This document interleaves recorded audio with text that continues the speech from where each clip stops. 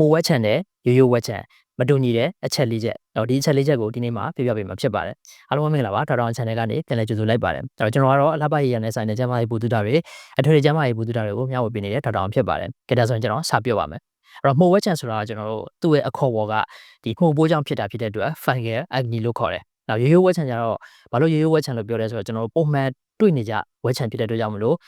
ရိုးရိုးဝက်ချန်ဆိုပြီးတော့သုံးနှုန်းလိုက်တာဖြစ်ပါတယ်။အဲ့တော့ရိုးရိုးဝက်ချန်ကိုကျွန်တော်တို့က acne vulgaris လို့ခေါ်တယ်။အဲ့တော့ဒီနှစ်ခုရဲ့ကျွန်တော်မတူညီတဲ့အချက်လေးချက်ကိုပြောမှာဖြစ်ပါတယ်။အဲ့တော့နံပါတ်1အချက်ကဒီသူတို့ရဲ့ဒီအရွယ်အစားနဲ့ပုံစံပေါ့။ဒီနှစ်မျိုးကကျွန်တော်အရွယ်အစားနဲ့ပုံစံမတူဘူး။အဲ့တော့မှုဝက်ချန်တွေက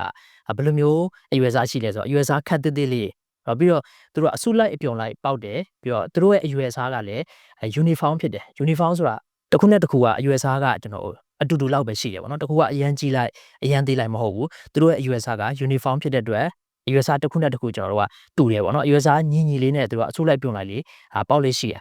ဒါမှုဝက်ချန်ရဲ့လက္ခဏာပေါ့နောက်တစ်ခုကကျွန်တော်တို့ရိုးရိုးဝက်ချန်အဲ့တော့ရိုးရိုးဝက်ချန်ကြတော့သူတို့ရဲ့ဒီပုံသဏ္ဍာန်က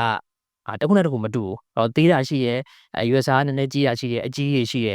အဲ့မှာကျွန်တော်အစီဘူးလေးတွေရှိရဲနောက် black cat လို့ခေါ်တဲ့အမဲဆန်လေးတွေရှိရဲပြီးတော့ပြည်တယ်နေတဲ့ဒီ cyst လိုမျိုးအလုံးကြီးရှိရဲနောက်မနိုဂျူးအလုံးကြီးတွေရှိနိုင်တယ်တချို့ဆိုဝက်ချန်ပေါက်ပြီးသားနေရာမှာအမာရွတ်တွေကျန်နေတာမျိုးတွေလည်းကျွန်တော်ရှိနိုင်တယ်အဲ့တော့ဒီလိုမျိုးပုံသဏ္ဍာန်မျိုးစုံနဲ့အရွယ်စားမျိုးစုံနဲ့ရှိရဲဆိုရင်ကျွန်တော်တို့ကရိုးရိုးဝက်ချန်ဖြစ်နိုင်ခြေပိုများတယ်ပုံသဏ္ဍာန်တစ်ခုထဲမှာအစုလိုက်အပြုံလိုက်လေးပေါက်ပြီးတော့ USA တစ်ခုနဲ့တစ်ခုလည်းညီတူညီမျှပဲဆိုရင်တော့မှုဝက်ချန်ဖြစ်နိုင်ခြေပိုများတယ်။ဒါကြောင့်ပထမဆုံးခွဲခြားလို့ရတဲ့အချက်ကသူတို့ရဲ့အရွယ်စားနဲ့ပုံသဏ္ဍာန်ဖြစ်ပါတယ်။နောက်ဒုတိယတစ်ချက်ကတော့ရားရံမှုဖြစ်ပါတယ်။အဲ့တော့မှုဝက်ချန်တွေကကျွန်တော်ရားရံမှုရှိတယ်။မှုဝက်ချန်ဖြစ်ပြီဆိုရင်ကျွန်တော်ဖြစ်တဲ့နေရာမှာရားတဲ့လက္ခဏာကိုကျွန်တော်ခံစားရတယ်။ရိုးရိုးဝက်ချန်ကြတော့အများစုကရားရံလေးမရှိဘူး။အဲ့တော့ရိုးရိုးဝက်ချန်မှာကျတော့ဘယ်လိုလက္ခဏာခံစားရလဲဆိုတော့ရောင်ရမ်းနေတာမျိုးရှိရဆိုကျွန်တော်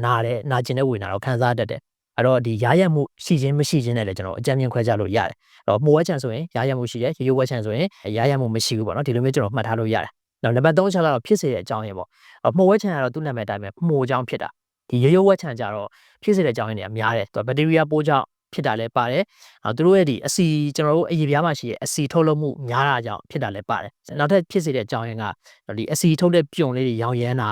နောက်အရေပြားမှာဆဲအသေးတွေနော်ဒါတွေပေါ့နော်ဒီကောင်တွေအညစ်အကြေးတွေပိတ်ဆို့ပြီးတော့လည်းကျွန်တော်ဖြစ်စေတတ်တယ်အဲ့တော့ရိုးရိုးဝက်ချန်ကြတော့ဖြစ်စေတဲ့အကြောင်းရင်းတွေများတယ်အဲ့တော့မှုဝက်ချန်ကတော့သူ့နာမည်တိုင်းပဲမှုပိုးကြောင့်ဖြစ်တာပေါ့ဒါကြောင့်မလို့ဖြစ်စေတဲ့အကြောင်းရင်းတွေကျွန်တော်မတူဘူးနောက်နံပါတ်4ချက်ကတော့ကုသမှုမတူဘူးပေါ့အဲ့တော့မှုဝက်ချန်ကတော့ကျွန်တော်မှုနဲ့ပတ်သက်တဲ့ဆေးတွေပေးရတယ်ရိုးရိုးဝက်ချန်ကြတော့ဒါအယောင်ကြာဆေးတွေလည်းပေးရတယ်နောက်ဘက်တီးရီးယားပိုးကြောင့်လည်းဖြစ်တဲ့အတွက်ဘက်တီးရီးယားပိုးသက်ဆေးတွေပေးရမျိုးရှိရအဲ့တော့သူတို့ရဲ့ကုသမှုတွေလည်းမတူဘူးအဲ့တော့ဒါဒီလိုမျိုးသူတို့ရဲ့လက္ခဏာတွေကိုကျွန်တော်သိထားခြင်းအဖြစ်ဒီမှုဝက်ချန်နဲ့ရိုးရိုးဝက်ချန်ကိုကျွန်တော်ရောထွေးတာမျိုး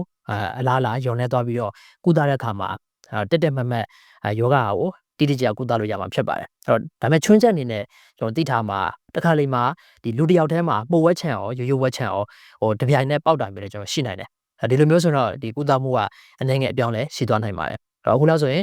ဒါမှုဝက်ချန်နဲ့ရိုးရိုးဝက်ချန်ရဲ့မတူညီတဲ့အချက်၄ချက်ကိုသိရှိသွားလာပြီလို့ယူဆပါတယ်အခုလိုမျိုးအကျိုးရှိတဲ့အလှပရနဲ့ဆိုင်တဲ့ကျန်းမာရေးဗဟုသုတတွေနောက်ထွေထွေကျန်းမာရေးဗဟုသုတတွေကိုဒေါက်တာအောင်ရဲ့ Viber နဲ့ Telegram channel တွေမှာလည်းအမြဲတမ်းတင်ပေးနေတာဖြစ်တဲ့အတွက်ကြောင့်မို့လို့ဒီ channel တွေကိုမ join ရသေးဘူးဆိုရင် comment မှာပေးထားတဲ့ link တွေကနေလည်း join လို့ရသလိုဒီ QR code တွေကနေတဆင့် join လို့ရပါတယ်အားလုံးကျေးဇူးတင်ပါတယ်